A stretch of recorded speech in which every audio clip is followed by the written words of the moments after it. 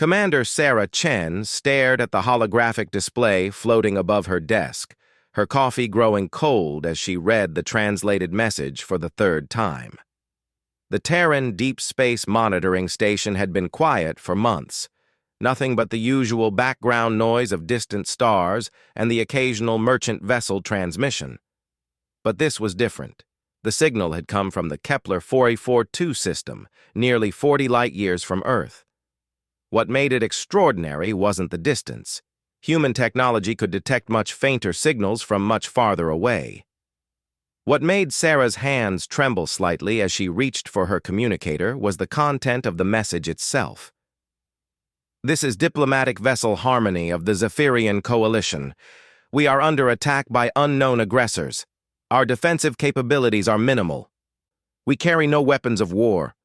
We are peaceful explorers and diplomats. If any civilization receives this message, we beg for assistance. Our coordinates are included. We have little time. Please, we have children aboard." Sarah had been in the Terran Defense Force for 23 years. She had seen pirates raid mining colonies, watched alien species tear each other apart over trade disputes, and even witnessed the brutal efficiency of the Craxi Empire as they consumed smaller civilizations. But something about this message hit differently. The desperation was real. The fear was genuine. She activated her secure channel to Earth Command. Within minutes, Admiral Marcus Rodriguez appeared on her screen, his weathered face showing the same grim expression that had seen him through the Centauri Wars. "You've analyzed the signal?" Rodriguez asked without preamble. "Yes, sir. Linguistic patterns match known Zephyrian dialects. The energy signature suggests they're standard diplomatic vessels. No military modifications. Signal degradation indicates they're approximately 40 hours from our current position at maximum burn." Rodriguez nodded slowly. Sarah could see him calculating in his head, the same way she had been doing since the message arrived. "What do we know about the Zephyrians?" Sarah pulled up the relevant files on her secondary display. First contact was 7 years ago. They're a peaceful species, primarily focused on trade and cultural exchange. Average lifespan of about 200 years. They're herbivores, about half our size, and they've never shown any aggressive tendencies. Their technology is advanced in some areas, particularly medicine and environmental engineering, but their military capabilities are virtually non-existent. And their attackers? Unknown. The Zephyrians mentioned unknown aggressors, but provided no additional details. Could be pirates, could be a territorial species we haven't encountered yet. Rodriguez was quiet for a long moment. Sarah knew what he was thinking because she had been thinking the same thing. 40 light-years was far outside their normal patrol range. Any response would require a significant commitment of resources and personnel. But there were children involved. "Commander Chen, I want you to prepare a full tactical analysis of potential response scenarios.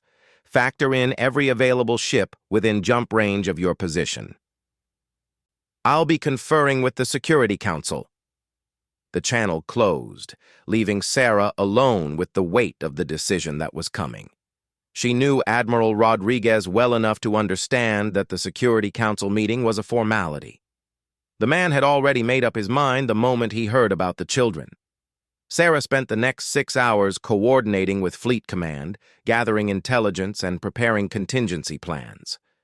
The nearest significant human military presence was the battle cruiser Indomitable, and her escort squadron, currently conducting patrol exercises in the Ross 128 system. They could reach Kepler 442 in 36 hours if they pushed their jump drives to maximum efficiency.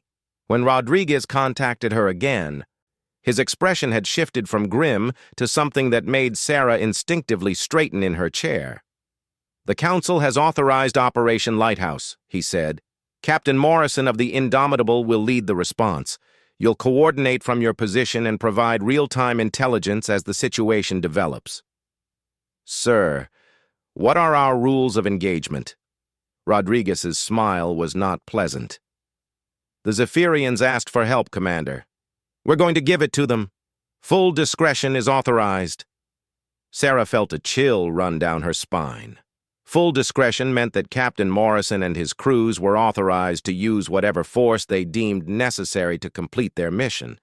In the history of the Terran Defense Force, full discretion had only been authorized 12 times.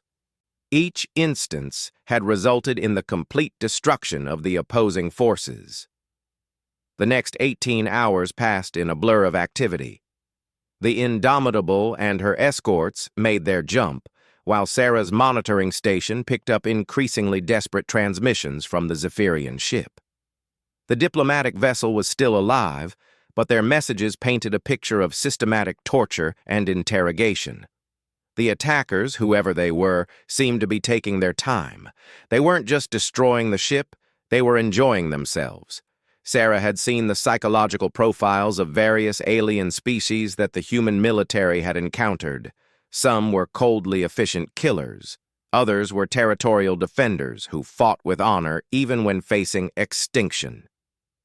But the behavior pattern emerging from the Zephyrian transmissions suggested something else entirely. Sadistic predators who derived pleasure from the suffering of others. When the Indomitable finally arrived in the Kepler 442 system, what they found confirmed Sarah's worst fears. The Zephyrian diplomatic vessel was intact, but severely damaged, held in place by some kind of tractor beam from a larger ship that didn't match any known configuration. Energy readings suggested the attacking vessel was conducting some kind of systematic interrogation process. Captain Morrison's first transmission was brief and professional. Target acquired. Beginning tactical assessment. Sarah watched the sensor readings as the Indomitable and her escorts moved into position.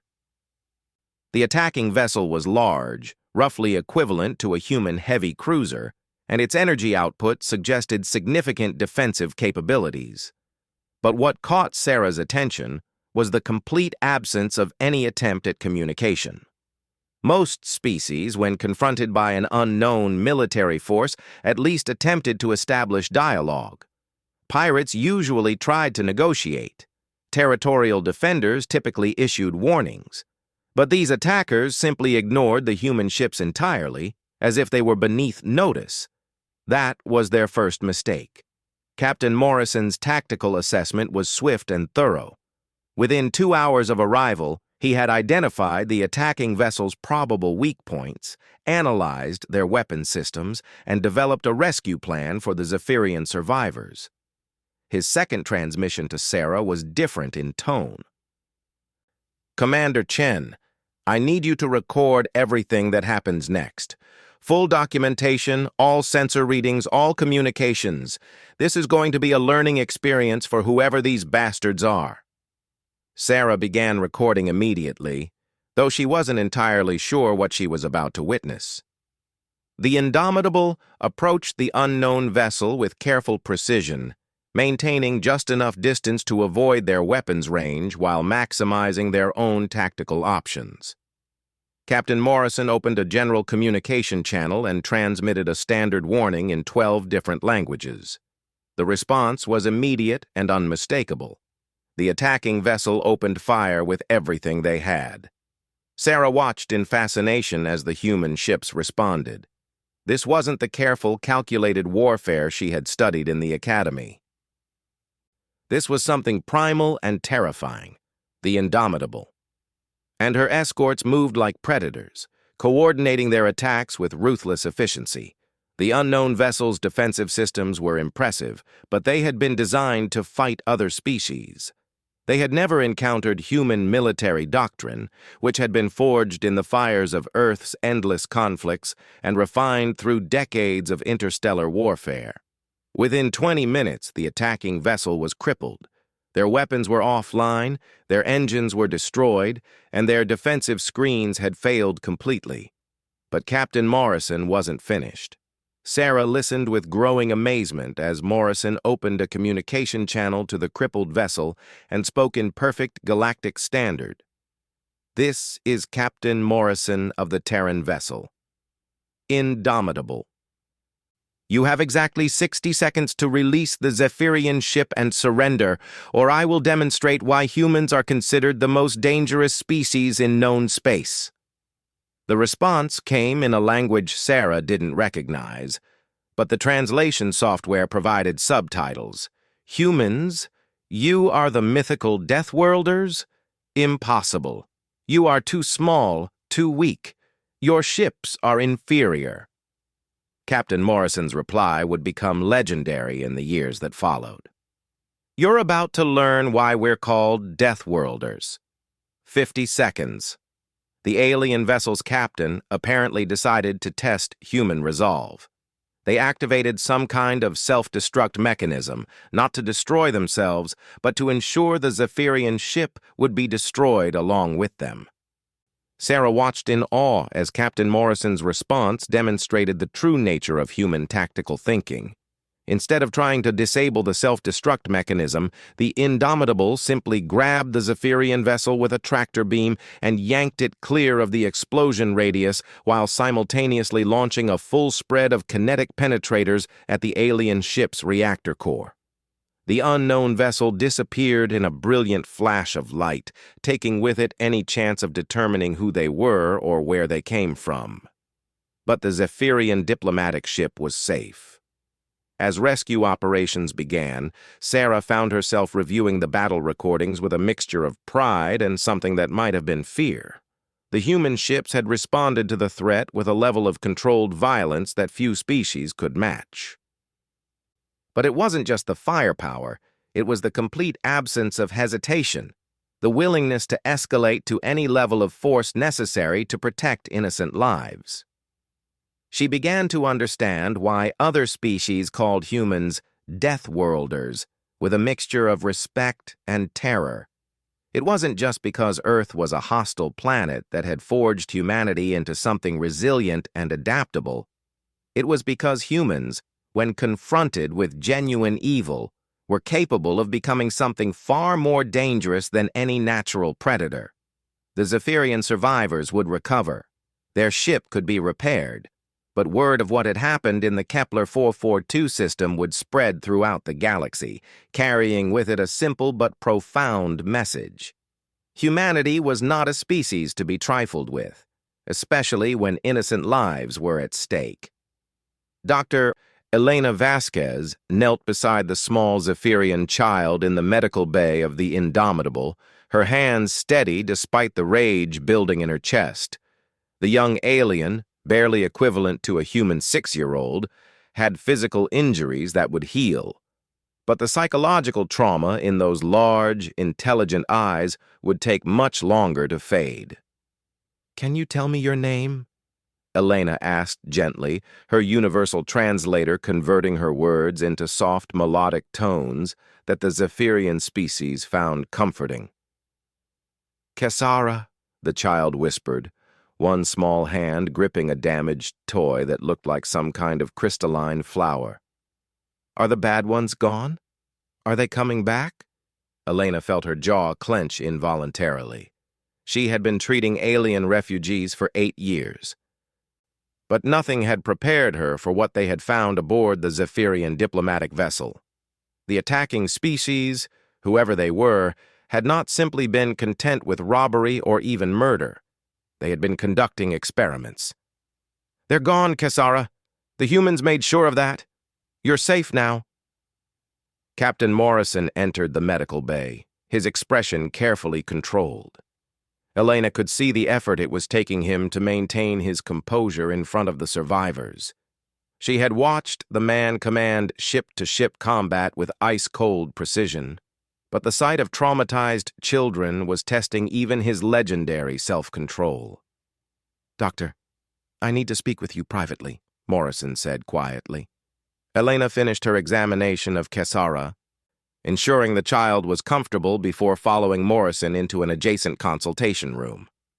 The moment the door sealed, Morrison's carefully maintained facade cracked slightly. "How many?" he asked. 43 survivors total. 18 adults, 25 children."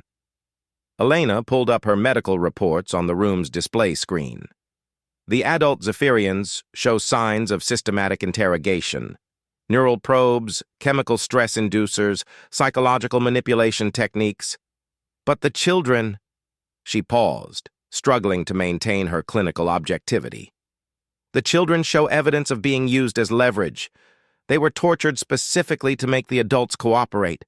Morrison's hands clenched into fists. What about the ones who didn't survive? Based on the survivors' testimony and the physical evidence we found aboard their ship, approximately 37 Zephyrians were killed during the attack.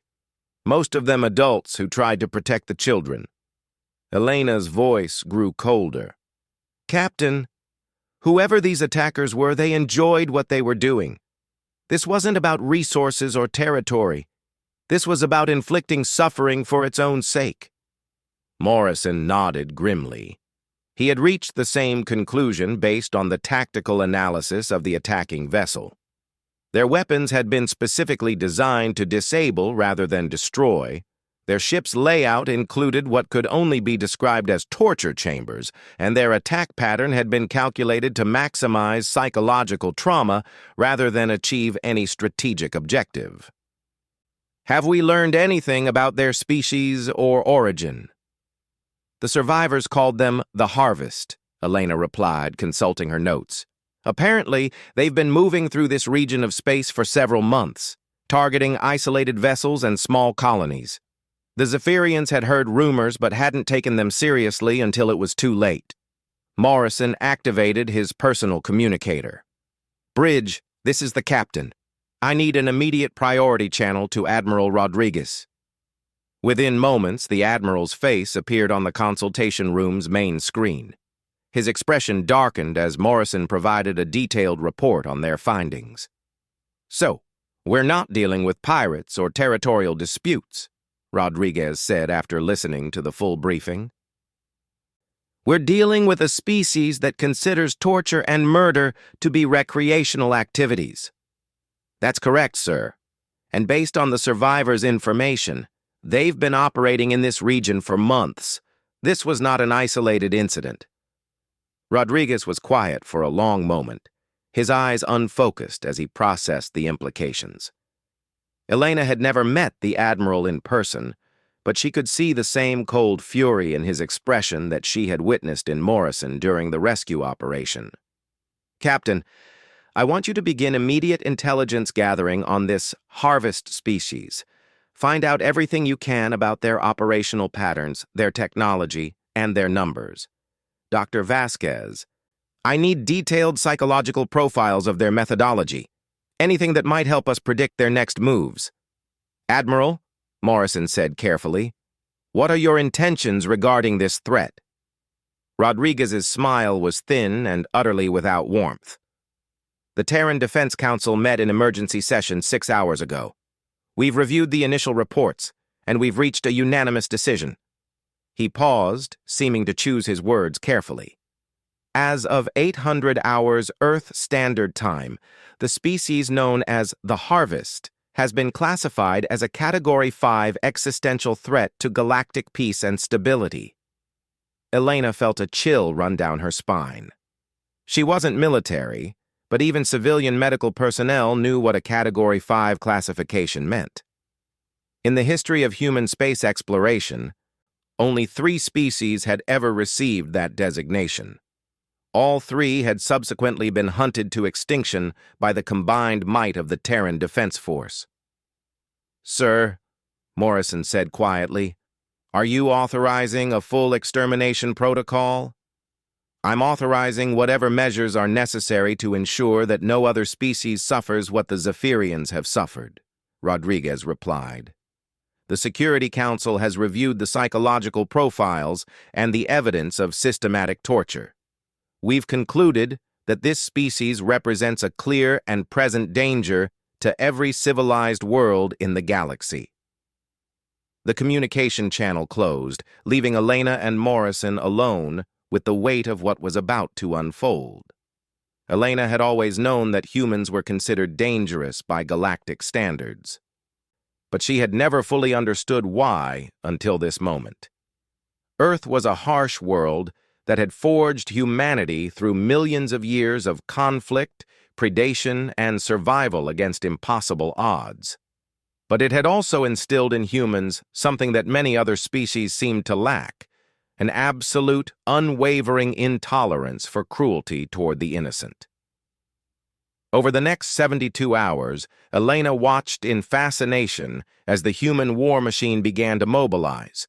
Ships began arriving in the Kepler 442 system with alarming frequency. First came additional medical vessels to care for the Zephyrian survivors. Then, intelligence ships began mapping hyperspace routes and analyzing communication intercepts. Finally, combat vessels began arriving in numbers that made Elena's breath catch. She had never seen a Category 5 mobilization before. Few humans had, given how rarely such authorization was granted. The forces gathering in the system represented approximately 15% of the entire Terran Defense Force. Over 200 capital ships, 1,000 escort vessels, and enough firepower to level entire planets. But what struck Elena most was not the raw military might being assembled. It was the attitude of the human personnel. Every soldier, every officer, every technician she spoke with had the same expression: cold, focused determination mixed with something that looked almost like anticipation. Commander Sarah Chen arrived aboard her own vessel 3 days after the initial rescue operation, bringing with her additional intelligence data that painted an even grimmer picture of the Harvest's activities. Elena found herself working closely with Chen to develop comprehensive profiles of the enemy species. "They're not just sadistic," Chen explained during one of their briefing sessions. "They're systematic about it. Look at these attack patterns." She displayed a holographic map showing the Harvest's movements over the past 6 months. "They're not randomly raiding. They're working their way through specific trade routes, targeting vessels with known non-combatant status." Elena studied the data with growing horror. "They're specifically hunting peaceful species? It gets worse. We've managed to intercept some of their communications. They're not just conducting these attacks for resources or territory, they're doing it for entertainment. They actually broadcast recordings of their torture sessions to other members of their species as a form of recreation." Elena felt her medical training warring with her human instincts. As a doctor, she was committed to healing and preserving life, but as a human being, she was struggling with the implications of what they were facing. "How do we fight something like that?" she asked quietly. Chen's expression was grim but determined. "We don't fight them.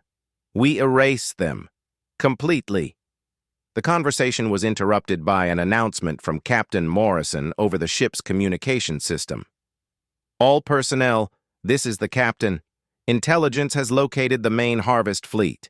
They're currently attacking a civilian research station in the Tau Ceti system, approximately 8 light-years from our current position. All vessels will prepare for immediate jump to combat stations."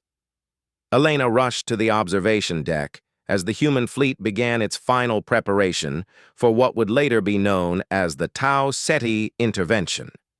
What she saw would change her understanding of humanity forever. The assembled fleet moved with perfect precision, hundreds of vessels coordinating their movements like a single massive organism.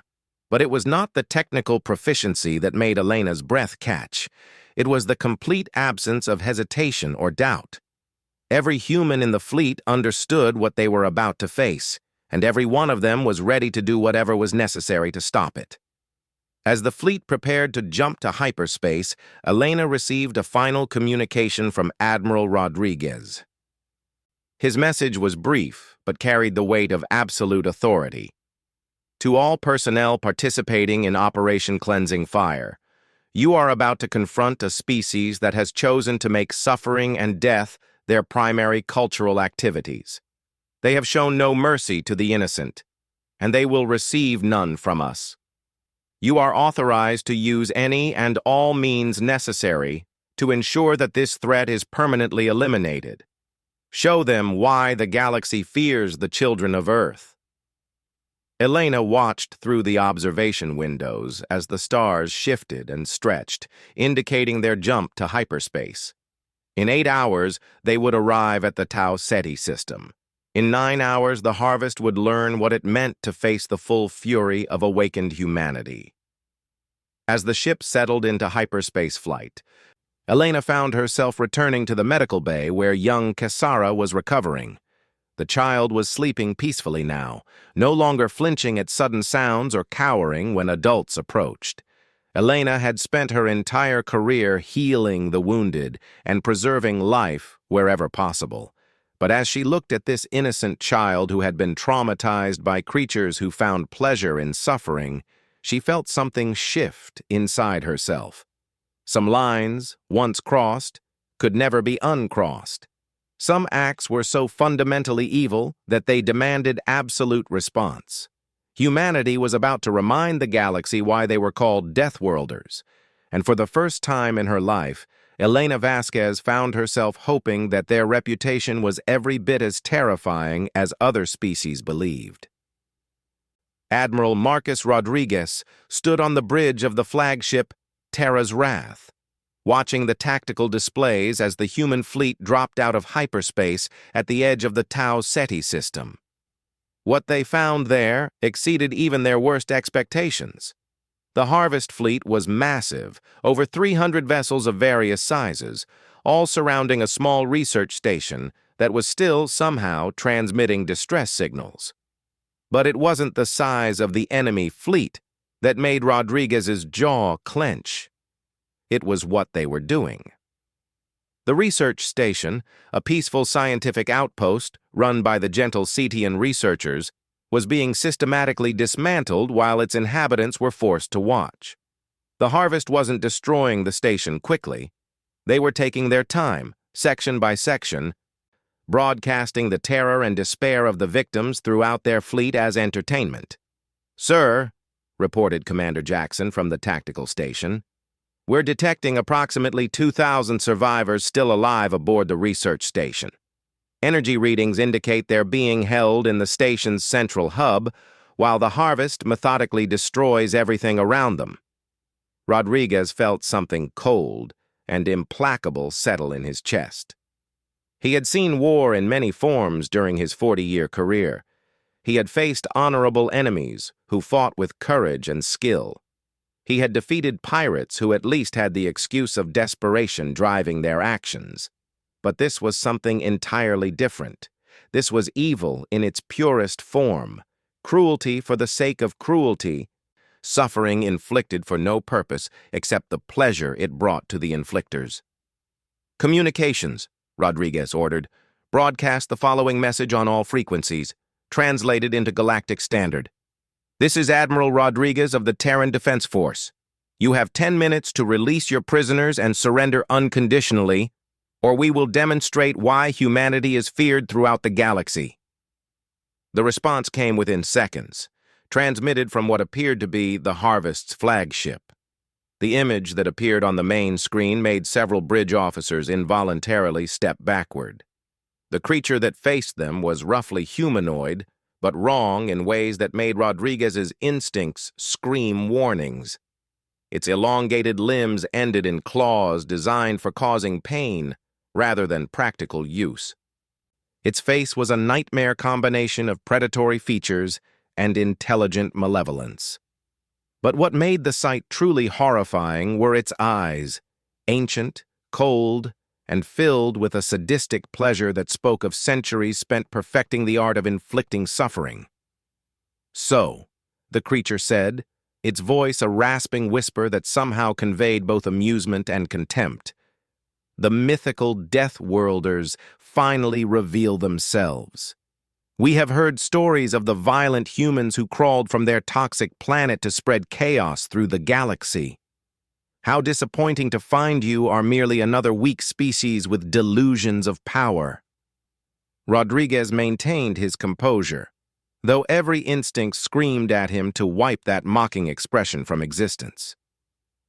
"You have 8 minutes to surrender." The creature's laugh was like broken glass scraping against metal. "Surrender? To you? We are the harvest. We have consumed the pain of 1,000 species. Your threats mean nothing to us." The image shifted, showing the interior of the research station where Cedian researchers were being tortured while their captors watched with obvious enjoyment.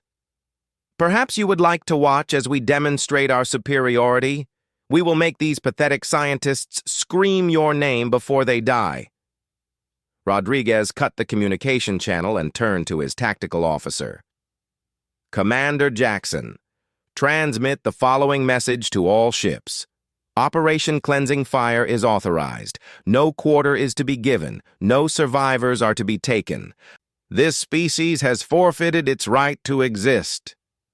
The response from the human fleet was immediate and terrifying. Nearly 300 human warships began moving into attack formation with predatory grace that made the Harvest fleet's positioning look clumsy by comparison.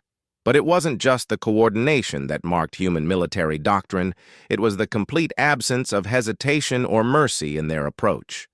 The Harvest had made the fundamental error of assuming that because they enjoyed inflicting pain, they were therefore superior fighters.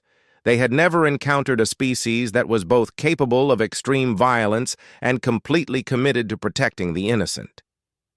When the battle began, it wasn't really a battle at all. It was an extermination. The human fleet struck with surgical precision, their weapon systems operating at efficiency levels that no other species had ever achieved in actual combat. The Harvest's vessels, designed for terrorizing helpless victims rather than fighting determined opponents, began disappearing from the tactical displays with alarming speed. Captain Morrison, commanding the battle group responsible for securing the research station, watched with grim satisfaction as his ships carved through the Harvest's defensive lines. But his primary focus remained on the civilians trapped in the station's central hub. "Captain," reported his tactical officer, "the Harvest flagship is attempting to use the research station as a shield. They're positioning themselves so that any attack on their vessel would endanger the survivors." Morrison's response was immediate and showed why human tactical thinking was so feared throughout the galaxy. Instead of accepting the limitation, he simply changed the parameters of the engagement. "All ships, prepare for precision boarding action. I want assault teams ready for immediate deployment. We're not going to attack around the hostages. We're going through them." What followed would be studied in military academies for decades to come. Human assault teams, equipped with powered armor and weapons designed for close-quarters combat, launched from their ships and carved their way directly through the hull of the research station. They moved with terrifying efficiency, bypassing the Harvest's defensive positions and striking directly at their command structure. The creatures who had spent months terrorizing helpless civilians found themselves facing opponents who had been forged by evolution on a world where everything was designed to kill them. The difference in capability was not merely technical, it was fundamental. Rodriguez watched the tactical displays as the Harvest fleet began to collapse under the human assault. But his attention was focused on intelligence reports flowing in from other ships in the fleet. "Sir," reported Commander Chen, "we're detecting additional Harvest vessels throughout the system. This isn't just a raiding fleet. This appears to be their main base of operations." Rodriguez nodded grimly. They had suspected as much based on the size of the force they had encountered. But what Chen's sensors were revealing exceeded their estimates by a significant margin. Hidden throughout the Tau Ceti system were the Harvest's processing facilities, massive installations where they conducted their systematic torture and experimentation on captured species.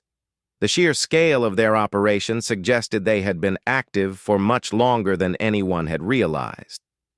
"How many?" Rodriguez asked quietly. "Preliminary scans indicate at least 50,000 prisoners from various species being held throughout the system.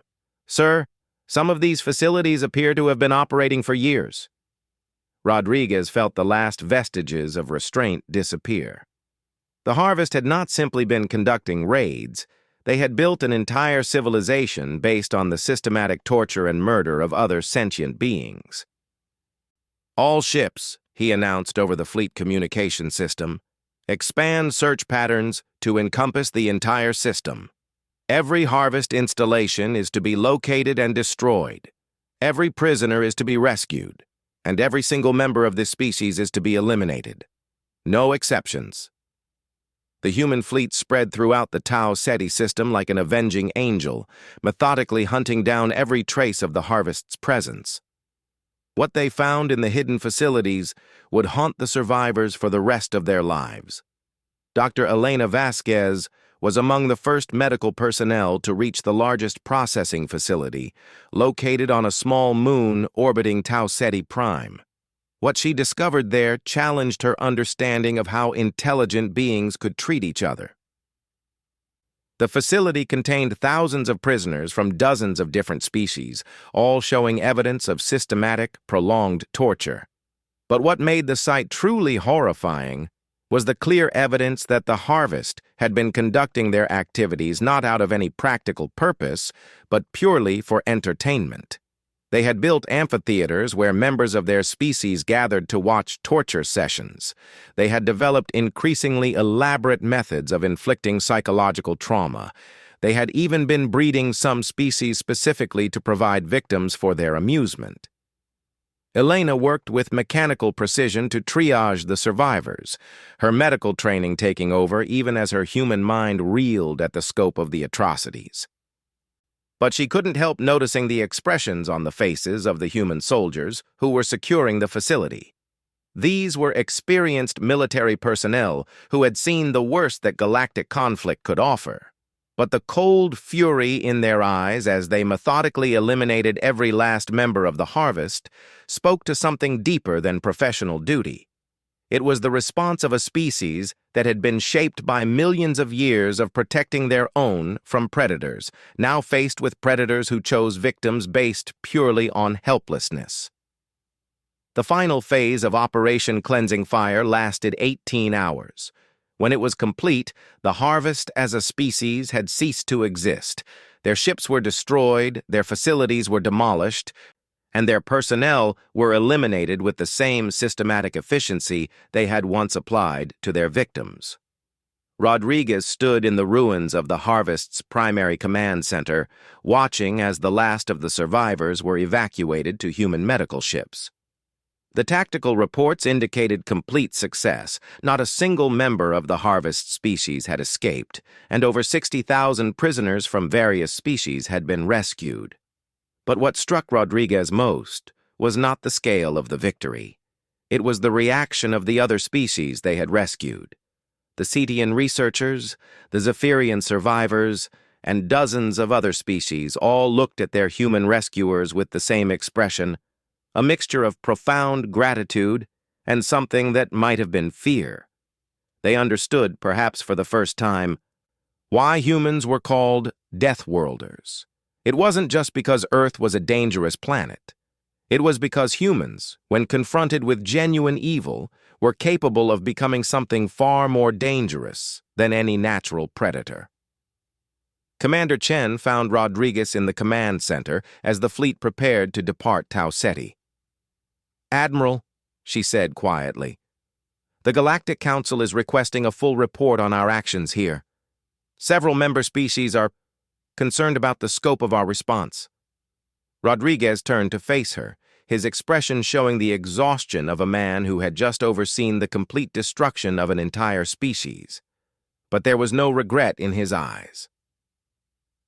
"Tell the Galactic Council that the Terran Defense Force acted in accordance with our fundamental principles, the protection of innocent life and the elimination of threats to galactic peace and stability. The Harvest chose to make torture and murder their defining characteristics. We simply reminded them that choices have consequences." He paused, looking out at the stars visible through the command center's viewport. "And Chen? Make sure the report includes this. Any species that chooses to prey on the helpless will face the same response. Humanity has no tolerance for those who find pleasure in the suffering of others.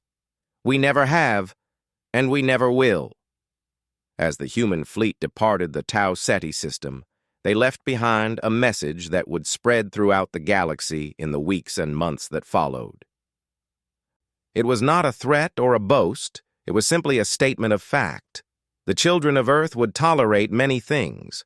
They would accept honest conflict, negotiate with reasonable opponents, and even show mercy to defeated enemies who fought with honor. But they would never, under any circumstances, allow innocent beings to suffer at the hands of those who found pleasure in inflicting pain. The galaxy had been reminded why humans were feared, but more importantly, it had been shown why that fear was tempered with respect.